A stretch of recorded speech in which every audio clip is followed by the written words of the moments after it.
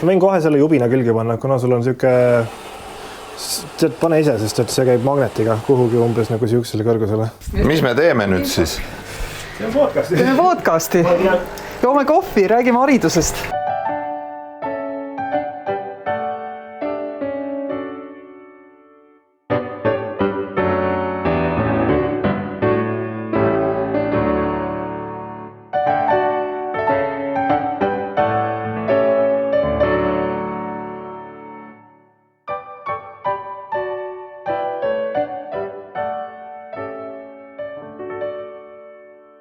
Tere tulemast kuulama Presidendi sõna podcasti uut hooaega. Mina olen saate toimetaja Mattias Tammet. Mina olen Kersti Kaljulaid.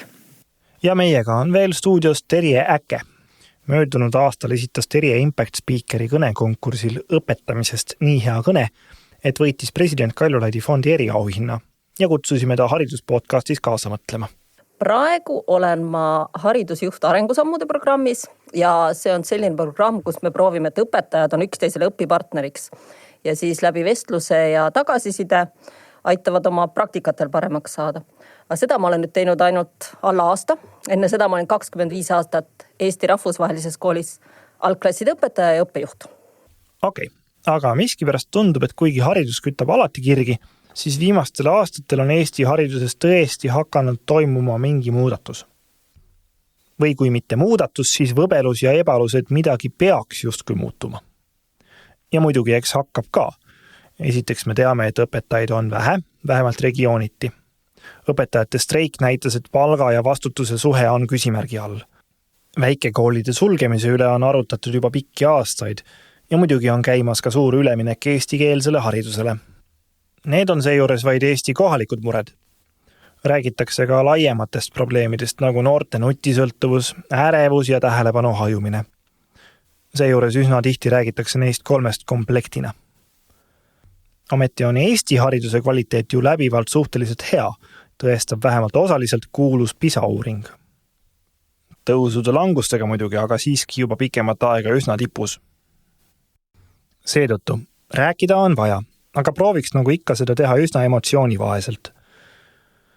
Esimesena pakkusime meie kontori kohvi endisele haridusministrile ja praegusele Tallinna linnapeale Jevgeni Ossinovskile. Aga olgu öeldud, et kui me selle saate intervjuusid lindistasime, ei olnud Jevgenil veel Tallinna linnapea kuljuseid. Sa oled mitmeti nagu Eesti hariduse jaoks selline tähelepanuväärne, selline ühelt poolt nagu osaline selle korraldamises olnud ja teisest küljest ka nagu uurimisobjekt, sest et sina ju oledki see eestlane, kelle kodune keel pole eesti keel olnud ja kes on eestikeelsest koolist tulnud ja kellel erinevalt Yana Toomist või Mihhail Kõlvartist, nagu nemad kurdavad, et neile kogu aeg seda ette heidetakse, et nad venelased on, sinule ei heida seda keegi ette, eks ju, et ma arvan, et sinu hea algne suhe Eesti valijaga algas sinu väga korralikust eesti keelest, et seda sellepärast, et sa oled käinud eestikeelses koolis. Aga ma hakkaks liikuma sellest seisukohast, et Eesti on PISA-testides väga tugev. Aga see PISA-testide tulemus, meile nagu endale tundub, et gümnaasiumi lõpuks või ülikooli ajaks justkui on kadunud. Et selliseid väga suuri akadeemilisi tippe meie süsteem justkui ei tooda. Et kas meie haridussüsteem iseloomustab see sama, mis meie ravikindlustussüsteemi, et päris tipud jäävad kõigile kättesaamatuks, aga selle eest on ikka üks väga hea lai baas, mis on ka suhteliselt lihtsalt ja probleemivabalt ligipääsetav. Või mis sa arvad, Jevgeni? Esiteks jah, et ma arvan, et see vaieldamatult on meie haridussüsteemi suurim tugevus, et ühtluskool tegelikult tagab praktiliselt kõikidele lastele sellise hariduse, et nad saavad oma eluteel hakkama ja seda nii Tallinna kesklinnas kui ka kõige väiksemas koolis. Ja võib-olla ka praeguse diskussiooni kontekstis, kus on jälle tõstatunud, et haridusvõrk on ebaefektiivne ja niimoodi, et kuidagi hakkab see tähelepanu minema sinna, et maakoolid on probleem. Puht haridusökonoomiliselt kahtlemata selle üle võib arutada, aga ei tohi unustada seda, et tegelikult need samad väikesed maakoolid on osa sellest PISA eduloost. tihti töötavad kehvema sotsiaalmajandusliku ja perekondliku taustaga lastega ja tegelikult see nii-öelda delta, et kust nad siis lapse kätte saavad ja kui kõrgele nad suudavad ta viia, võib olla palju parem kui mõnes Tallinna nõndanimetatud eliitkoolis, kus tegelikult on võimalik lapsi valida. See teine pool on, ja seda ju ka PISA tulemused kinnitavad juba põhikooli lõpus, et nii-öelda tippudega töö on meil kehvem ja eks küllap see on üks põhjus, miks ka edaspidi me näeme seda ka järgnevatel haridustasemetel, et võib-olla nii-öelda andekate laste võimaluste väljaarendamisele on natukene vähem ressurssi läinud, aga jätkuvasti ma arvan, et ja see on ka minu sotsiaaldemokraatlik ilmavaade, et ma arvan, et ühiskondlikus mõttes on kindlasti kõige tähtsam see, et kedagi maha ei jäetaks.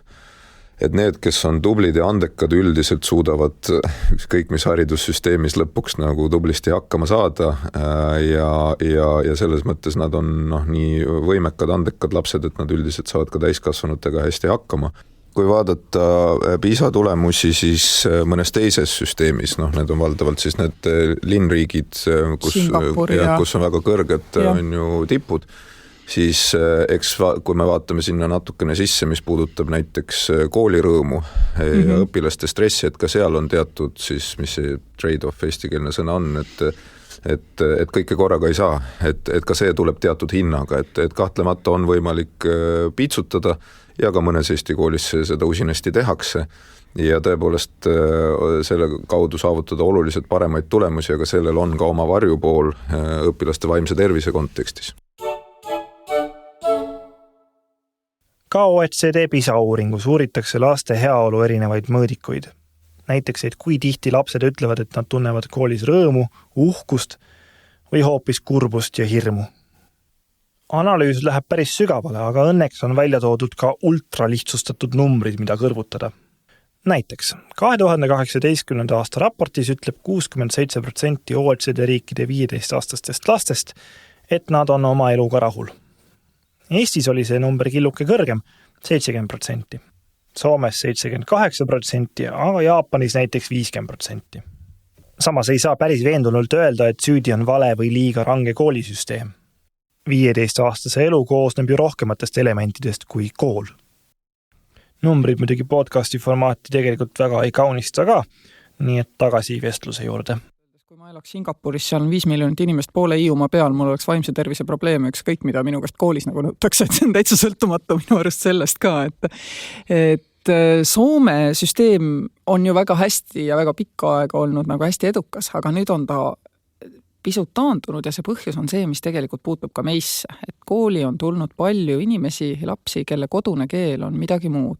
Samas on meil näiteid Euroopas palju, Prantsusmaa, Saksamaa, Luksemburg, kus on miljoneid lapsi, kes käivad tegelikult koolis õppides keeles, milles nende vanemad kodus nendega ei räägi. Ehk et see ei ole midagi nagu nii eriskummalist, aga samal ajal on selgelt näha, et Soome nagu PISA tulemustes taandub ja seda peetakse üheks oluliseks põhjuseks ja tõepoolest need Kesk-Euroopa multikultuursed riigid ei olegi PISAs kunagi nii ees nagu olnud, et mis sa arvad, Jevgeni, kas nüüd, kui Eesti läheb üle eestikeelsele õppele kõigis koolides, kas see on ka meie saatus, et me taandume?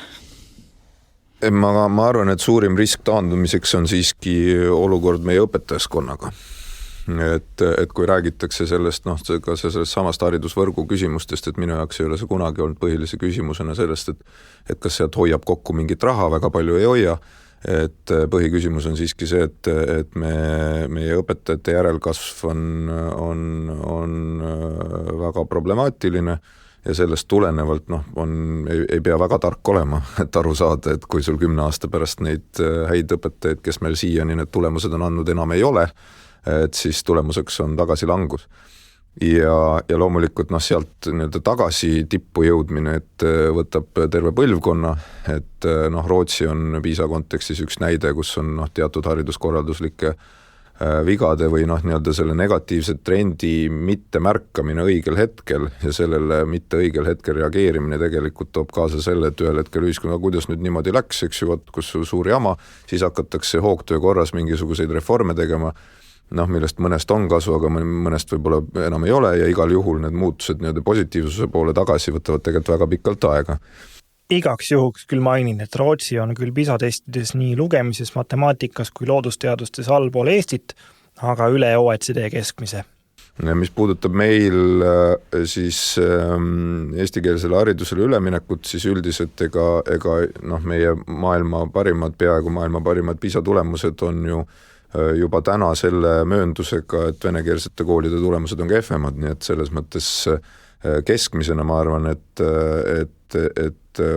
halvemaks ei lähe, aga kindlasti sõltub väga palju sellest, et kuidas siis praktiliselt ja päriselt seda eestikeelsele õppele üleminekut tegema hakatakse ja selles osas ma arvan, ma olen päris murelik, sellepärast, et suur osa ühiskonnast on jõudnud seisukohale, et nüüd, kui seadus on vastu võetud, et see ongi tehtud, et ega mis siin enam arutada, et 1. septembrist hakkavad järjest klassid üle minema ja õppivad eesti keeles ja ongi probleem lahendatud.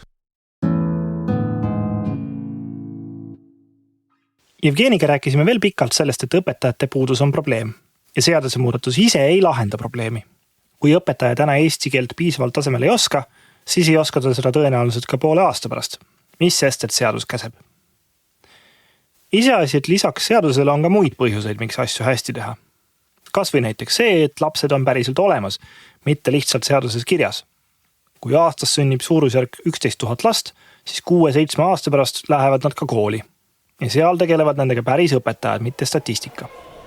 Ja me ju eeldame, et koolil on siiski lastele mingi mõju. Oleme taas sattunud ühte kooli, mille siseplaaniga on tuttavad vist pooled Eesti kunagised kooliõpilased. Mustamäe humanitaargümnaasiumis istuvad meie vastas direktor Karen Sukiasjan ja Narva Eesti gümnaasiumi direktor Irene Käosaar. Aga Irene, sina tahtsid, et tuleme kohe siia kooli, see mõte tuli sulle kohe pähe, kui me mõtlesime, et kus me teeme oma seda podcasti. Et mis sinu valiku põhjus või alus oli?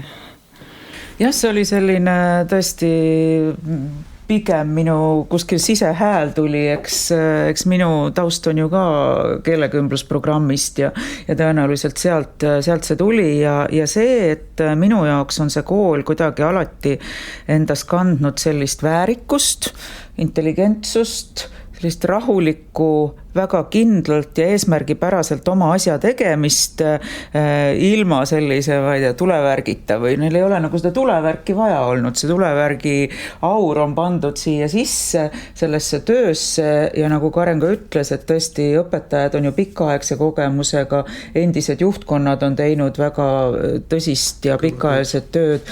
Tatjana Lüter selle kooli pikaaegse direktorina, kes selle keelekümblusprogrammi käima lükkas siin, oli siin ju aastakümneid direktor ja kandis seda väärtust, nii et selline sisemine väärikus hariduse õpilaste ja inimeste väärtustamine, et ilmselt sellepärast ma arvan. Aga ma küsin võib-olla teie mõlema käest isegi selle keerulise küsimuse, et me teame, et see kool on enam-vähem eestikeelne kool ja varsti täitsa eestikeelne. Kas see on ka eestimeelne kool? See on keeruline. Ma arvan, ta on küll eestimeelne kindlasti. Ja mina arvan ka ja mitte iga vene õppekeelega kooli kohta ma ei ütleks seda nii kindlalt, aga selle kooli kohta küll, et siin on jällegi kuidagi rahulikult ja tasakaalukalt, et ma arvan, et hommikusöögiks iga hommik ei söö kiluleiba munaga ja iga hommik hümni ei laula, aga see on see eestimeelsus ja Eesti kultuuriruum on siin alati olnud. Siin on ju ka väga legendaarseid eesti keele õpetajaid olnud aastakümneid tööl, kes on väga armastatud ja väärtustatud nii õpilaste kui õpetajate teiste kolleegide poolt, et ma arvan, et ka see lugupidamine nende suhtes on kandnud, sest kõik tegelikult algab inimsuhetest. Aga sina, Irene, oled nüüd 30 aastat juba ju peaaegu või ongi 30 täis seda Eesti kooli arengut ja liikumist nagu näinud ja ilmselt on sul teine vaade kui sellel mudilasel, kelle jaoks kool on igavene muutumatu ja isegi õpetajad klassi ees, tihti lähed oma last kooli panema, ikka on seal sama, eks ole. Et mis see sinu vaade on? Kuidas me oleme just selle sügisese või selle talvise nagu kooli ütleme kvaliteedi arutelu ja selle suure mure, mis äkki on rahvale kohale jõudnud, et äkki meie koolisüsteem kukub kokku, ma ei tea, inimestele vist kangastuvad siis reisidel nähtud need ülerahvastatud klassiruumid, kus osa lapsi istub põrandal ja kellelegi ei jätku õpikuid või ma ei tea, mingid sellised pildid, eks ju, et kuidas me tegelikult oleme nagu liikunud, võttes selle paanika nagu maha, et kus me oleme ja kas on hästi ka?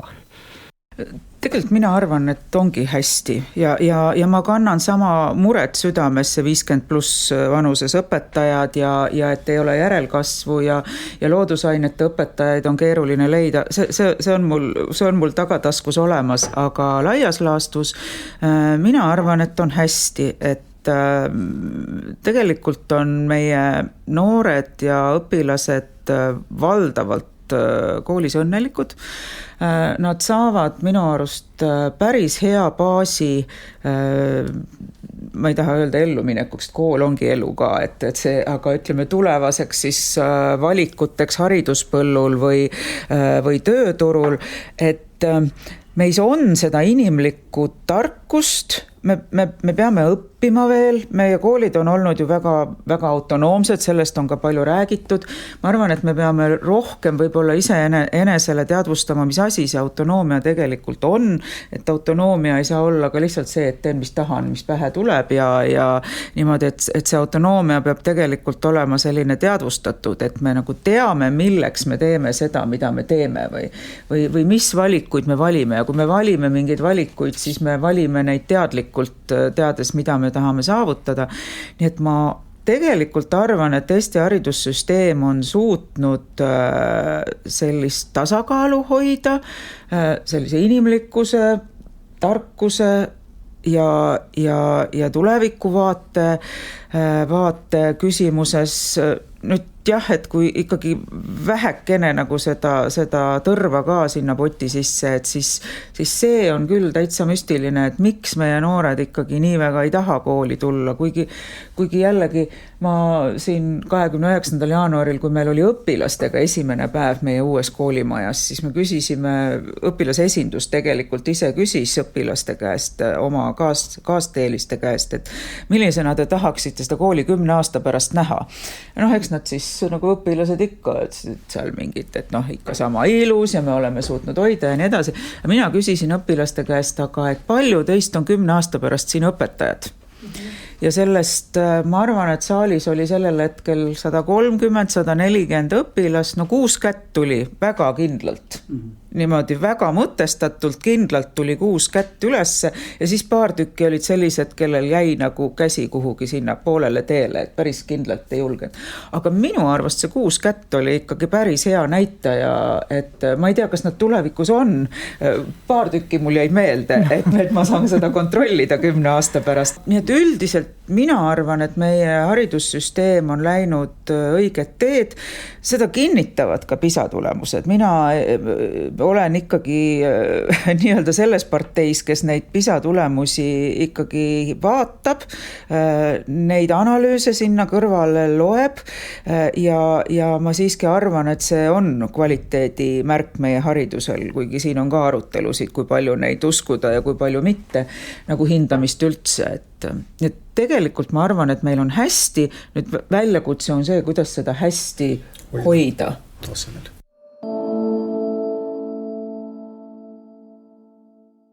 Hästi muidugi ei tähenda ideaalselt, nii et tegelikult saab seda kindlasti veel paremuse suunas nügida.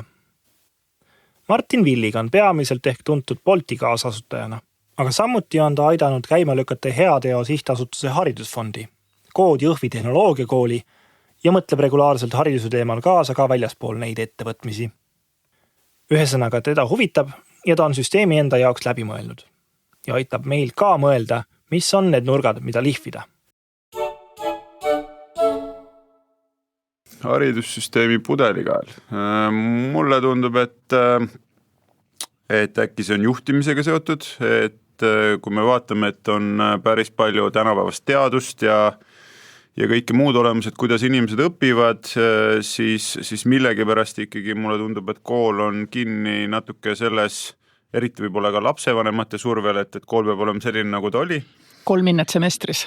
Jah, mis iganes ta on siis ja et kui sa midagi teistmoodi teed, et ei tea, mis lastest saab. Ja mina mõtlen, et see tuleb ikkagi juhtimisest, et kui me võrdleme ka näiteks tavamaailma organisatsioonidega, et siis ongi nii, et minu meelest need organisatsioonid, kus on ägedad juhid, kus on hea kultuur, kus inimesed tahavad töötada, et need organisatsioonid arenevad kiiresti igatpidi, loovad midagi uut ja seal on võimalik ka muutusi ellu viia, kui seda mõistlikult põhjendada, miks seda teha. Et sealt minu meelest see saab nagu algus, et kuidas me saaks koolidesse ka sellised juhid, kes ka mõistavad seda sama ja siis suudaksid seda nii lastele, õpetajatele, kogukondadele, kõigile selgitada ja siis ma arvan, see muutus ka tuleks nagu samm-sammult. Et selle peale muidugi ütlevad sulle kõik koolide direktorid, et aga neil on veel ministeerium ja kohalik omavalitsus ja kõik muu, et sina ilmselt ütled selle peale, et hea juhi tunnus ongi see, et ta suudab ka aktsionäride ootustele vastata ja seejuures organisatsiooni juhtida. Ja, ma ütleks küll nii, et minu meelest on ka meil tänases süsteemis koole, ma ise olen kokku puutunud võib-olla 20 sellise kooli või koolijuhiga, kus ka, ma ei tea, isegi minu ajal 90-ndatel tehti väga head kooli ja meil jäi arvuteid koolis üle ja meil olid õpetajad rahul, meil õpetati organisatsiooni käitumist, kui olid mingid konfliktid, siis direktor rääkis, kuidas ta neid lahendab, inimesed said aru, kuidas see peegeldub organisatsiooni teooriat, et selles mõttes minu meelest sai head kooli teha juba ammu, aga et selles mõttes igas olukorras saab hea juht leida neid võimalusi, et selles mõttes ja saab alati ka viriseda, et raha on puudu ja seda ma ei ole üheski riigis kuulnud, et raha oleks üle. Ehk selles mõttes tuleb teha nii head asja, kui saad nende vahenditega, mis sul on ja kui jääb puudu, siis tuleb otsida võimalusi, kus saab juurde ja väga paljud koolid on kirjutanud projekte, on teinud erinevaid asju, on teinud huvikoole, kõike ja selles mõttes, et mina olen näinud neid häid juhte, häid koole ja ma seetõttu tahakski, et neid oleks veel rohkem.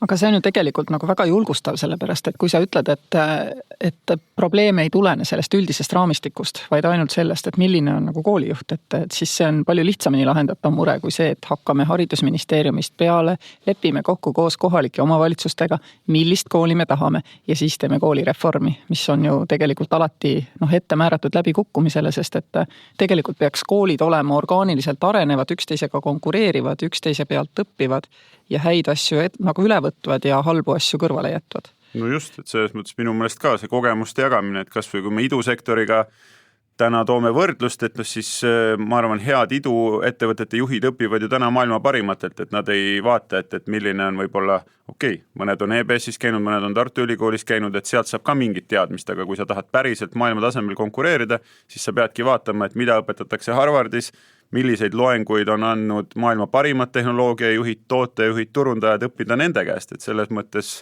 et samamoodi, et ongi, mida me saame õppida teiste koolijuhtide käest, mida me saame maailma praktikast ja siis sünteesides ja oma organisatsiooni ja õpetajatega koos arutades, ma arvan, niimoodi saab liikuda sinna poole, kus tegelikult vaja oleks. Et kui sul on aega, aga sul ei ole raha minna Harvardisse, et siis sa võid ju ka sokutada ennast mõnele tippjuhile nagu abiks. Vaata selleks, kes on ta käed, jalad, silmad on ju. Ja siis õppida tegelikult seda sama on ju nii. Seda küll. Et see töötab ka, on ju. Et ma lihtsalt nagu mõtlen, et ma ei kujuta ette, et kui sul on koolidirektori ambitsioon, et siis sa kõigepealt lõpetad ära Tartu Ülikooli ja siis lähed Harvardisse seda asja tegema. No jah, võib-olla küll, et selles mõttes ma arvan, eks Eestis üldse on ilmselt liiga palju neid inimesi ei ole, kes võib-olla Harvardis on käinud ja siis tagasi Eestisse tulnud, et mõned on, aga selles mõttes, et üldiselt neid materjale on päris palju ka saadaval, nii et mulle tundub, et üldse kogu hariduse põhiloogika on ju selles, et mis on motivatsioon, et see puudutab nii õpilast ennast, et tegelikult õpilane saab ju ka absoluutselt kõike internetist täna õppida, et võtta Khan Academy või YouTube või Coursera, põhimõtteliselt kõikides ainetes ja asjades on võimalik väga-väga kaugele jõuda, pluss veel raamatud. Tavaliselt jääbki puudu motivatsioonist ja enesejuhtimisest ja siis sinna taha see tavaliselt jääb ja siis praegu kool toetakski seda aspekti, et selline sotsiaalne koht, kus käia, et oleks soe, antakse süüa ja siis kantseldatakse meid gruppidena.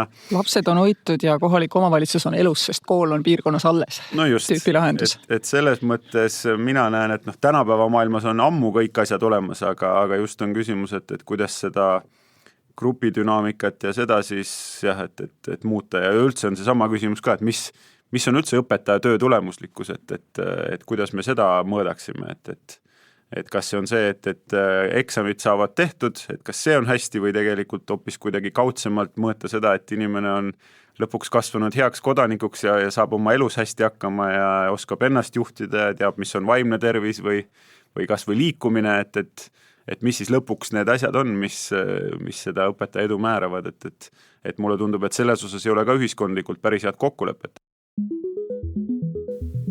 Ma rõhutaks selle mõtte korraks üle. Meil ei ole ühiskondlikku kokkulepet, mis see tegelikult on, mida me mõõtma peaks, et öelda, kas õpetajad teevad head tööd. Või siis laiemalt, et meil ehk ei olegi ühist arusaama, mis asi on üldse hea haridus. Näiteks see sama PISA-test mõõdab ju ainult mingit osa haridusest ja seda kooli ajal. Mis juhtub pärast kooli lõpetamist, näiteks kõrgkoolis ja tööl? Eks seda muidugi oleks ka palju raskem mõõta, sest lihtne on öelda, et kool vastutab kogu järgneva elu eest kõikidel tasanditel. On see siis töö või isiklikud suhted või hobid või sport või mis iganes. Okei, aga kuigi see on raske, siis kui meil tõesti ei ole tegelikult ühiskondlikku kokkulepet, mille järgi kooliharidust mõõta, siis me olemegi ju üsna keerulise portsu otsas. Nii on raske ka muutusid planeerida. Iseasi, kas selline laiapindne kokkulepe saab üldse olemas olla või kas peaks, sest kui kõikidelt koolidelt oodata täpselt samasugust käitumist, siis me saame teoorias ju ka väga sarnased õpilased. Iga võimalikku viga korratakse igas koolis ja uusi võimalusi katsetatakse vähem, sest on mingi eelarvamus, et vana on alati töötanud. Aga räägime veel eelarvamustest. Kas või näiteks sellest, et kui me ise hakkasime selle saate jaoks ideid kokku panema, joonistus välja tunnetus, et kool on sisult ja võib-olla ka vormilt pidevalt samasugune. Et pole väga vahet, kas sa lähed koolitundi aastal 2024 või 1984 või 1824. Ühesõnaga, nagu Kersti kohe Jevgenilt küsib. Kui sa vaatad nagu aknast sisse 18. sajandi koolimajja, siis seal tänasest erineb valdavalt nagu tindipott on. Sellest ikka on laud, laps istub, õpetaja õpetab, eks ole. Tahvlil võib olla, et on nüüd elektroonilisem, vahepeal olid meil, mina koolis käisin, olid meil suurepärast lüümikumasinad, mille peale siis õpetajad said asju panna ja pidanud enam iga kord ära kustutama, tohutu efektiivsuse tõus oli tabanud nagu haridust. Aga suurtes piirides ei ole mitte midagi muutunud. Samal ajal kui õuevaated on nagu väga teistmoodi. Ja nüüd on lisandunud koos selle tehnogeense maailmaga, mis meid nagu ümbritseb see, et täiesti on ümber pöördunud nagu see, mida laps omandab nii-öelda õhust või ütleme sellise pideva kogemuse kaudu. Tänane laps omandab nii-öelda õhust, ütleme suhtluse tehnoloogiaga, eks ole, käid poes tehnoloogia, lähed lennuki peale tehnoloogia, otsid kodus meelelahutust, jälle tehnoloogia ja koolis ka, ega peabki olema, eks ole, ega ei saa ju siis vanade meetodite juurde jääda, sest lapsed peavad iseseisvalt õppima, sest nad teavad nii erinevaid asju samas vanuses, et kuna neil on ligipääs infole hästi laialdane. Ja samal ajal ei ole enam see instinktiivne, mis nagu meie ajal oli instinktiivne, et sa oskad nagu teiste inimestega arvestada, kehakeelt lugeda, eks ole, vaatad otsa, saad aru tuju, hea tuju, halb, eks ole, oskad sellele adekvaatselt reageerida.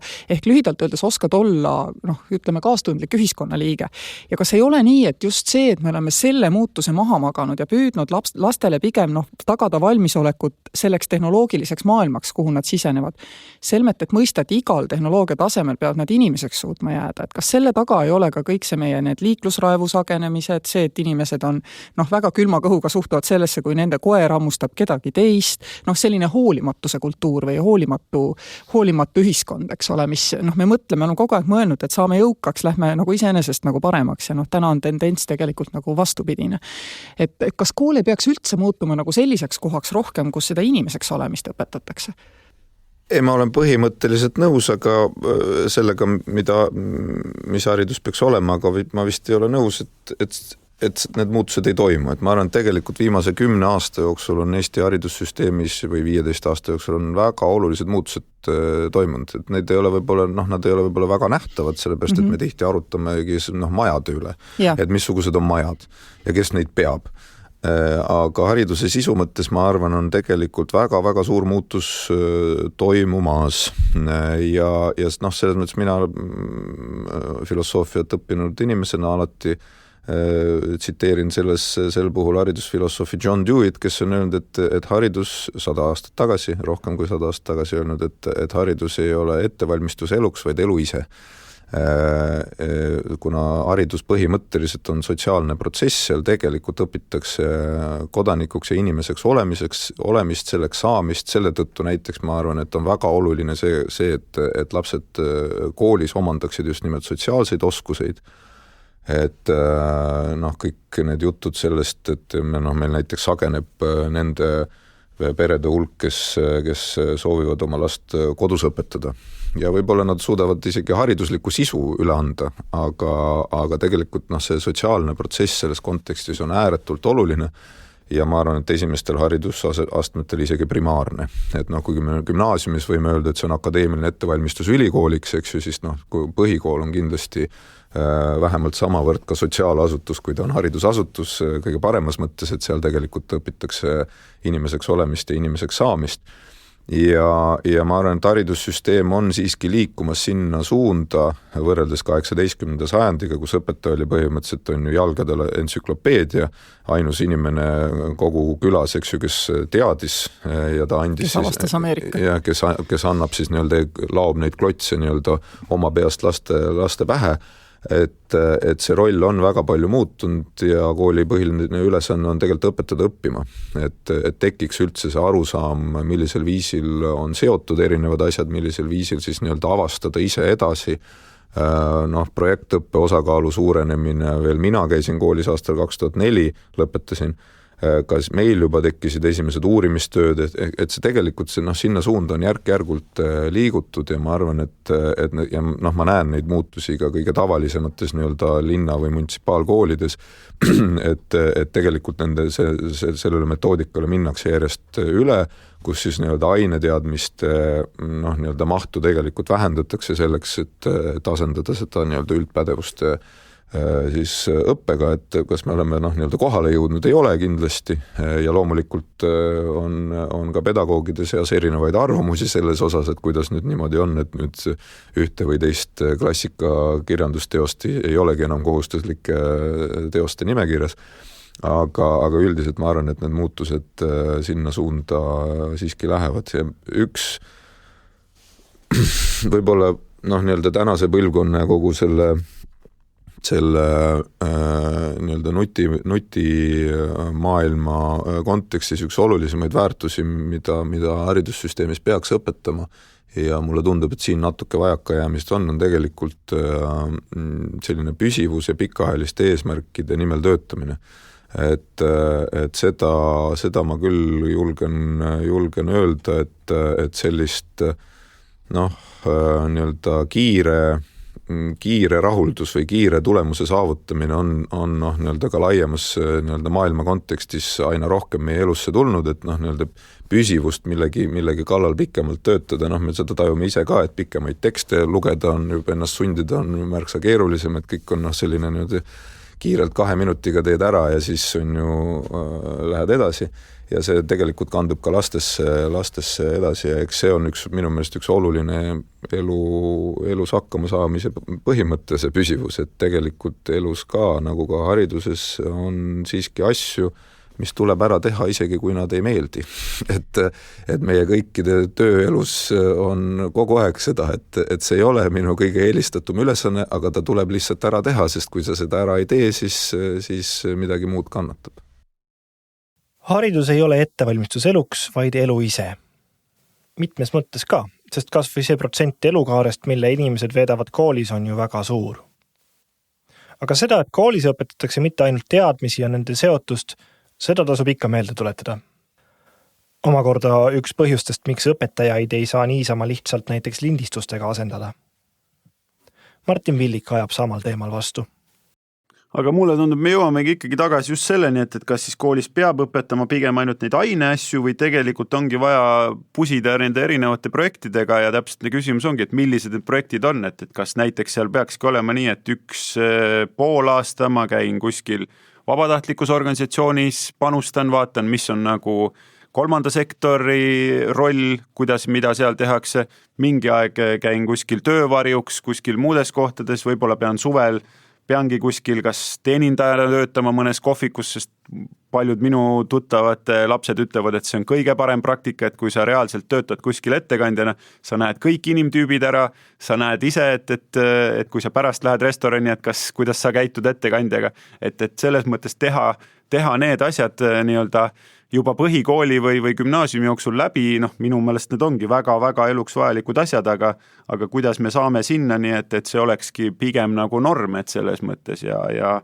et lihtsalt ei oleks nii, et käin ainult koolitundides, aga tavaeluga praktiliselt side puudub, et kui ka ükski õpetaja ei küsi sinu käest, et mis eile uudistes oli või ise ei seleta lahti, et näed, et nüüd on Iisraelis selline konflikt, kuidas see maailma mõjutab või mis on Ukraina sõja tagamaad või mis iganes, kas või siin kohalikud mingid uudised, et minu meelest peaks iga koolipäev või iga teatud koolitund algama sellega, et vähemalt natukene räägitakse kas või 5 minutit sellest, mis maailmas toimub ja proovitakse neid asju lahti selgitada, et see on minu meelest väga-väga oluline, et see on minu meelest iga õpetaja roll, et mitte ainult oma ainet, vaid ikkagi seda maailmapilti, eks. Kusjuures ma just mõtlengi, tuli selle peale meelde, et eelmisel õppeaastal, enne valimisi mina tean kooli, kus käisid väga paljud Eesti poliitikud nagu rääkimas ja kindlalt ei ole kooliprogrammis sellist ainet, eks ju, ja nad julgelt käisid, neid kutsuti. Kuigi meil mõnikord on üldse see küsimus, kas poliitik üldse nagu tohiks nii, aga nemad igal juhul käisid ja kujutad ette, need lapsed, lõpuklasside lapsi ka, kõik lõpetasid kooli, aga mingi aine arvelt pidi see ju tulema. Et nüüd ma just eile kuulsin ka, et ühes koolis vaadati usinasti ühte Plektrumi saadet kõik koos, raudselt ei tulnud kooliprogrammi osana see nagu, eks, teades, millest see saade nagu rääkis, et mõnes koolis leitakse see ruum ja võimalus teha neid õhulisi asju ja ometigi need lapsed kvalifitseeruvad hiljem ülikoolidesse, eks ju. Et tegelikult ei pea olema selles kooliprogrammis nii kinni. Jah, mulle tundub sama, et mina ka üritan, kui ma ise käin ka koolides rääkimas, ma üritan ka näiteks noorte käest üldse küsida, et kas te teate, et te 16-aastaselt võiksite või peaksite valimas käima, siis enamus muidugi ütlevad, et ei, et ma ei jälgi poliitikat ja see ei ole nagu minu teema, aga kui proovida neile see natukene lahti rääkida, et kes siis valimas käivad, et kui valimas käivad pigem vanemaealised inimesed, keda huvitab see, et kas pension tõuseb, aga et mis nagu nooremaid inimesi võiks huvitada on see, et mis meie maailmast saab ja mis meie majandusest ja kliimast saab, et siis võib-olla neil hakkab see seos tekkima, et miks tõesti üldse mina peaksin selle teemaga kuidagigi seostuma ja võib-olla tõesti, et kui me tahame, et nende põlvkonna ja nende laste jaoks ka maailm oleks elatav, et siis võib-olla peaks hakkama varem natukene vaatama, et kes siis neid otsuseid teeb, mis suunas neid otsuseid tehakse ja et selles mõttes nii-öelda samm-sammult näidata, et kuidas nende tegevus tegelikult maailma mõjutab, et nad saaks nendest seostest nagu paremini aru ja siis ma arvan, võib-olla tekib ka see huvi ja sisuline kuidagi kaasalöömine. Ja see on üks asi, mida mina ka alati koolides nagu rõhutan, et see osalemine on hästi oluline, sest noortele näiteks on väga tähtsad kliimaküsimused, me teame, et eakamatele inimestele need sugugi olulised ei ole. Aga jah, noorte valimisaktiivsus tegelikult ikkagi on üsna pisike kogu aeg ja nad saavad ju kõigepealt harjutada seda kohaliku omavalitsuse asja, kus tegelikult on ju veel eriti lihtne saavutada sellist eduelamust kollektiivselt, aga nad tõesti seda väga palju ei tee. Ma olen püüdnud noortele nagu seda selgitada, et vaadake, et kui me vaatame neid vabaduste tabeleid on ju maailmas, siis Eesti on umbes vabadused maailmas, kõik vabadused kokkuvõttes 3. riik. Aga sellises riigis on see kodaniku vastutus ülisuur. Et mida rohkem sulle riik ette kirjutab, eks ole, seda vähem sa pead ise üldse millegi pärast muretsema. Kui sa oled nagu täisvaba, siis on see, et üks asi käi valimas, teine asi tee seda, mida sa nagu tahad teha, on ju. Võttes arvesse, et ümberringi teised inimesed tahavad ka seda, mida nad tahavad teha, sest riik tuleb üsna vähe sind nagu piirama selles, et kus sa seda teed, kellega sa seda teed, eks ole.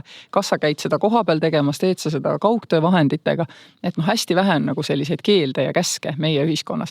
Ja see tähendab, et kodanik selleks, et ta sellises ühiskonnas, ütleme, oleks edukas. Et seal selline passiivne torus voolamine ei viisinud mitte kuhugile. No just, et minu meelest see jällegi jõuab tagasi selle kooli juhtimise juurde, et milline on kooli sisekultuur ja kas näiteks koolis on õpilasomavalitsus, kas neid kaasatakse kooli juhtimisse, kas seeläbi võib koolis ju teha sisevalimisi kõiki asju kampaaniaid, et kui tegelikult sa võid kõik selle mudeli juba koolis läbi mängida, et kes sul siis saab õpilasomavalitsusse, millised on nende võim, kas on kaasav koolieelarve, kõik need sammud, et tegelikult juba väga väiksel tasemel, et aga mulle tundub, et kui koolijuht seda teemat üldse ei väärtusta, siis ma arvan, seda osa koolis ei ole ja isegi kui formaalselt on see õpilasomavalitsus, tal pole mingeid õigusi, lõpuks on see suhteliselt mõttetu ja formaalne, et aga sa saad ju tegelikult selle kooli ehitada üles nii, et see on täiesti osa kooli kujunemisest ja kui ma ka koolis esinemas käin, ma küsin laste käest, et kellele meeldivad kooliaktused. Siis mitte ühte kätte ei tõuse, aga ma küsin, et aga miks te siis midagi ette ei võta selles osas, siis inimesed, aga ma ei ole selle peale tulnud, et kooli tehakse minu jaoks, aga ma ise käin seal koolis, miks ma ise ei tee seda kooli selliseks, nagu ma tahan, et mina andsin koolis välja oma ajalehte, sellepärast, et minu artiklit kooli ajaleht ei avaldanud, ma tegin konkureeriva lehe ja see sai populaarsemaks kui koolileht, nii et selles mõttes ma toongi neid näiteid, et kuidas nendest asjadest mõelda, et kas sa mõtledki, et seda on 100 aastat nii tehtud ja see peabki nii olema või tegelikult mina ja mõned minu sõbrad või klassikaaslased, me võime seda kooli tegelikult kujundada selliseks, nagu me tahame ja kui koolijuht mõistab seda ja on avatud, siis tegelikult niimoodi samm-sammult noorte ideid ja kõike seda energiat kaasates tegelikult saabki teha väga head kooli ja võib-olla sellest tulebki see erinevus, et näed, mul on küll kohaliku omavalitsuse kool, aga meil on selline kultuur, et kõik tegijad tulevad meie kooli ja teevad, et meil on selline platvorm, mis seda võimaldab, et võib-olla selle jaoks tegelikult ei ole ju väga palju raha vaja. See on puhtalt kultuuri ja suhtumise küsimus ja ma arvan, siis hakatakse juba märkama, et see on see kool, kus saab teha või asju ära teha ja kogemusi ja kõike seda, nii et jah, mina olen ka hästi seda meelt, et juba lasteaias, ma tean ka Eestis, kus on laste omavalitsustega lasteaed, et ma küll ei kujuta ette, kuidas nad seal need asjad paika panevad, mitu korda nädalas peab köögivilju sööma ja nii, aga ma tean, et selliseid kohti on täitsa olemas ja ma tegelikult nagu väga väärtustan ka seda, et lapsed ise kaasatakse, et see kindlasti teeb parema kooli, aga mitte tingimata konformsema kooli ja et sealt ei tule tingimata need inimesed, kes lepivad ka sellega, et kui neile mingisuguses järgmises eluetapis öeldakse, et meie reeglid on nüüd nagu sellised, et nüüd tuleb teil elada selle järgi, et nendest tulevadki sellised nagu disruptorid on ju, kes hakkavad alati küsima, et aga miks ma seda pean nii tegema ja keda ei rahulda see vastus, et sest see on alati nii olnud või et see on meie kooli kord, eks ole, või midagi sellist minu arust. Aga see ongi seesama küsimus ka jällegi, et kas kool suudab siis selle ära põhjendada, miks see nii on, et võib-olla teatud traditsioonid mõnikord on head, et nagu päris vaba ka ei saa olla, aga just, et kas noored mõistavad seda, et miks see nii on. Õpilaste kaasamine on selline kahesuunaline asi muidugi. Noored peavadki ise ideid pakkuma ja samamoodi peavad koolijuhid olema valmis laskma noortele asju katsetada. Isegi kui need asjad pole tingimata sellised, nagu nad ise oleks teinud. See ongi ju kogu mõte, et keegi teine mõtleb, et mõeldaks teistmoodi. Samas ei saa ilmselt ka käega lüüa, et noored ei ole seni huvi tundnud, küllap ei tunne ka tulevikus. Või vastupidi, et meie kool on jube konservatiivne, nad ei lase meil kunagi midagi teha. Päris suur osa haridusest on konservatiivne, sõna selles mõttes, et ettevaatlik. Aga samas peame ka saate tegijatena tõdema, et kui me seda osa tegema hakkasime, siis oli meie sisetunne, et skeptilisust ja vanamoelisust on koolis rohkem, kui eksperdid meile tegelikult ütlevad.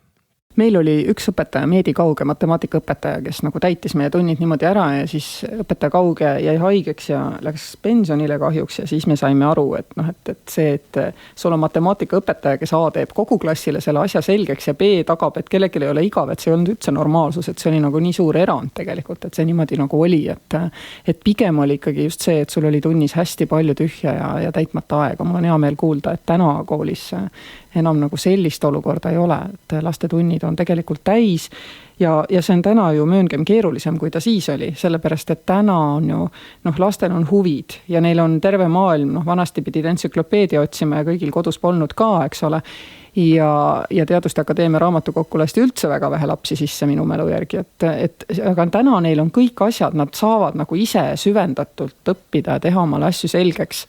Ja õpetajal ei ole enam 10-aastased, kes on kõik täpselt ühtemoodi saavad keemiast, füüsikast või matemaatikast aru, need on kõik väga eri tasemel, et sellega tuleb ju ka kuidagi toime tulla, et kuidas te seda lahendate klassis?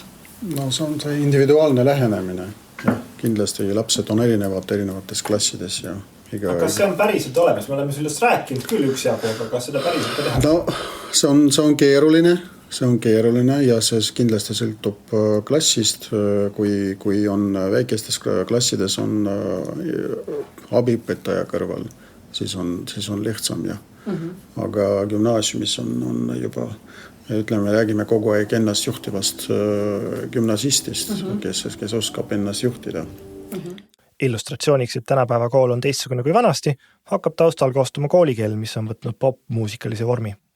No ikka me püüame jah, et ja õpetajad tulevad sellega toime muidugi erinevalt, nii nagu ongi, mõni õpetaja oskab paremini, teine mitte, et tänapäeval ju hästi palju räägitakse ka sellest, et õpilased üksteiselt õpivad ja õpivadki palju paremini tihtipeale üksteiselt kui siis õpetajalt ja et õpilane võiks olla see aktiivne seal klassiruumis ja mina olen küll näinud nagu neid väga häid lahendusi, näiteks meil on füüsikaõpetaja, kes tuli ükskord ütles, et üks noormees, kes on füüsikas väga tugev, et ta teda tavatundi ei panegi, aga ta on tal nagu abiõpetaja eest ja ta ja ka laborandi eest, et ta aitab tal ette valmistada. Õpetaja ütleski, minul ei ole laboranti vaja, mul on see minu Artjom, kes hakkabki mul aitama igasuguseid erinevaid katseid ette valmistada, teisi õpilasi toetada ja nii edasi, et ta ei lähe, sest et ta tõesti on teistest nii palju ees, et temal ja nii palju, et võt seal oleks see diferentseeritud klassiruumis juba keeruline, sest et pigem temaga siis töötatakse sellise individuaalselt nagu väljaspool, jällegi õpetaja koormus, aga seni, kuni õpetaja silm särab ja ma arvan, et selliste andekate ja tublide õpilastega õpetajad meelsasti töötavad ka väljaspool oma tööaega. Nii et neid võimalusi on, aga eks on keeruline, sest meie koolis on ju näiteks veel see ka, et lisaks sellele, et seal füüsikas, keemias, matemaatikas on erisus, on ka keeleliselt väga suur erisus. Meil on eesti keelt emakeelena rääkivad noored, aga meil on noored, kelle seal 10. klassis võib-olla nende keeletase on seal B1 või isegi nõks alla selle, ehk siis õpetajal on füüsikas, matemaatikas erisused, keeles erisused ja ega need ei pruugi kokku langeda, et eesti keelt väga hästi emakeelena valdav inimene ei pruugi olla füüsikateadmiste poolest kõige kõrgem ja vastupidi, sul võib olla klassis väga kehvasti eesti keelt valdav noor, kes on füüsikas väga tugev ja samas siis eesti keelt emakeelena rääkija, kes on füüsikas nõrk, nii et sul on neid dimensioone ikka väga palju.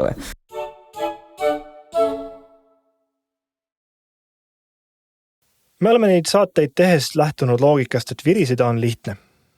Aga sellest ei pruugi abi olla ja see pole tegelikult ka eriti huvitav.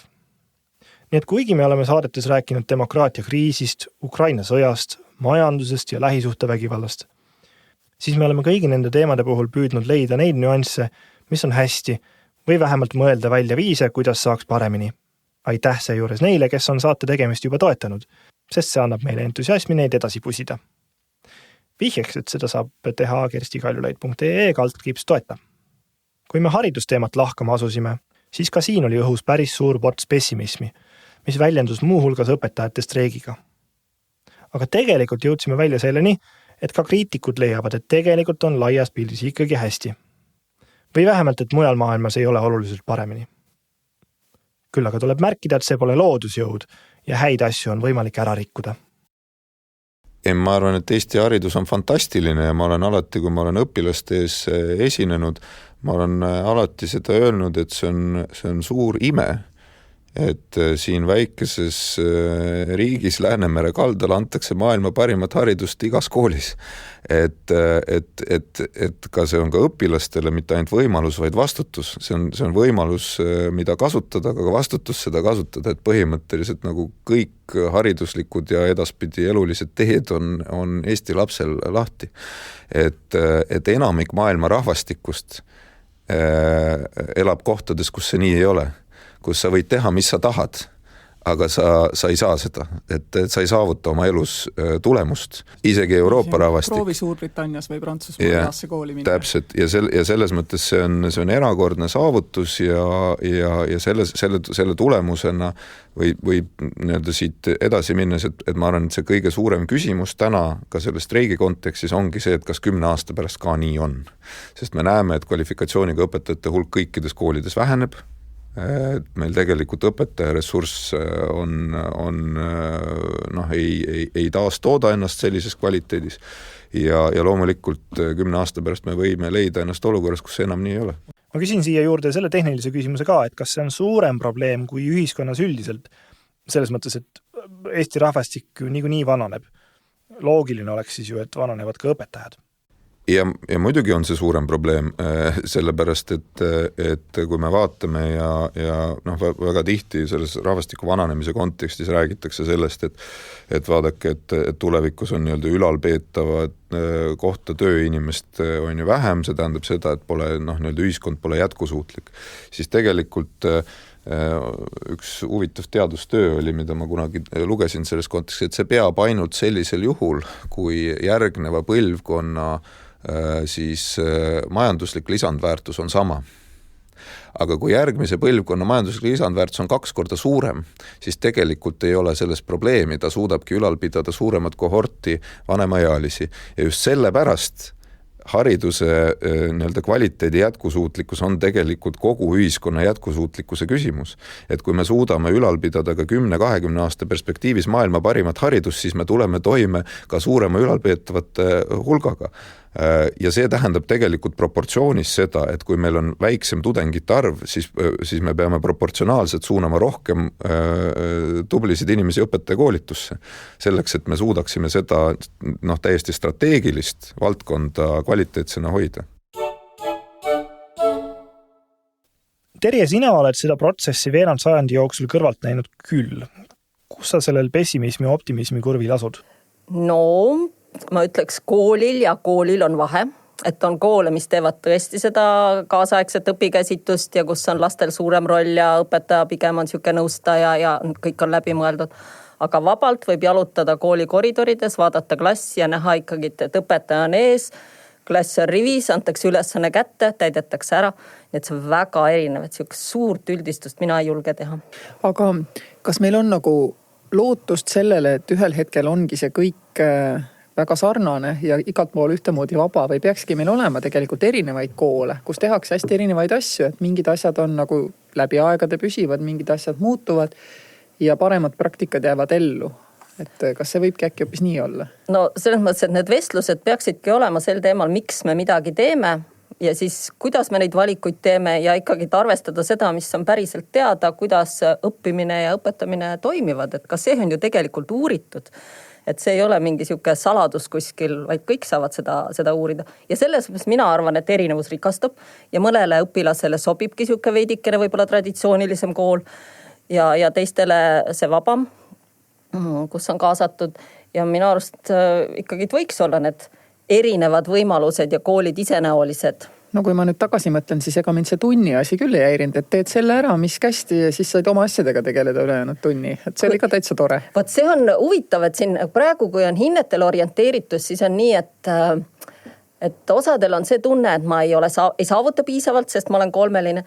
Ja minu arust need 5-lised on siis nii, et ega nad rohkem ei pinguta ka, sellepärast, et ma sain oma 5 kätte. Et kui oleks võib-olla orienteeritus sellele, et ma tahan meisterlikumaks ja targemaks ja teadlikumaks saada, siis pingutaks isegi rohkem. No neid õpetajaid oli ju ka, meil oli nagu bioloogiaõpetaja, kes tahtsid midagi veel teada, saatis taharuumi ära ja me õppisime seal ise ja meil oli matemaatikaõpetaja, kes andis lõputult uusi ülesandeid nendele, kellest oli näha, et nad tegelikult on oma ülesande juba ära teinud ja pinginaabri oma ka.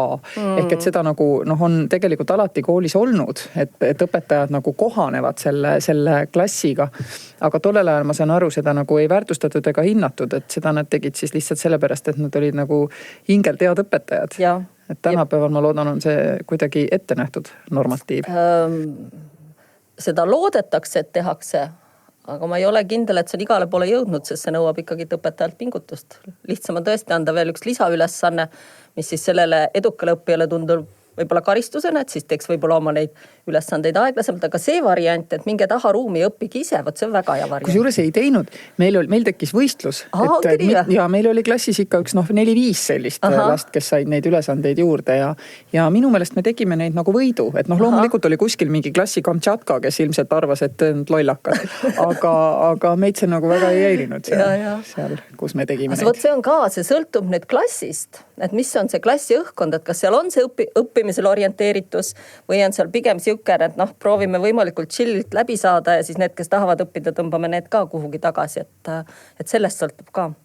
Aga kas õpetaja üks ülesanne mitte ei olegi nagu kujundada seda klassi hoiakut ja vaimu? See on tegelikult esmane ülesanne. Äkki see algklassis ongi see kõige tähtsam asi üldse, et kuidas panna nagu laps aru saama, miks ta üldse siin koolis käib? Jaa, see on päris esimene asi, et üleüldse õppimine toimuks, peab see hooliv keskkond loodud olema ja mitte ainult algklassides, ka tegelikult üleval pool.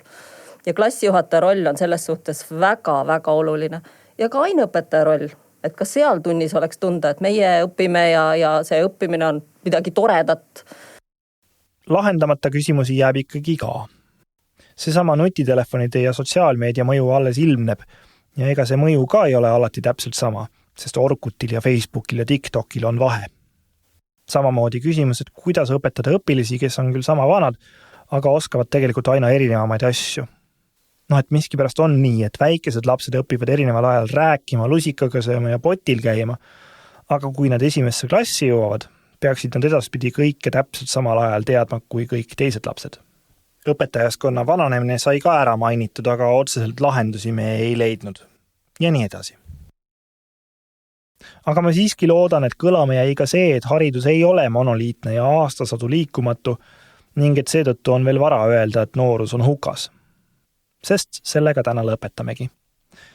Aitäh Jevgeni, Irene, Karen, Martin ja Terje. Aitäh kõigile, kes on juba podcasti tegemist ka toetanud. Mida saad ise teha? kerstikaljulaid.ee/toeta. Kellele podcast meeldib, aga tahaks tihemini, siis tellige president Kaljulaidi fondi uudiskiri. Saate tegid Mattias Tammet ja Kersti Kaljulaid, toimetada aitasid Terje Äkke ja Indrek Lepik. Järgmise korrani!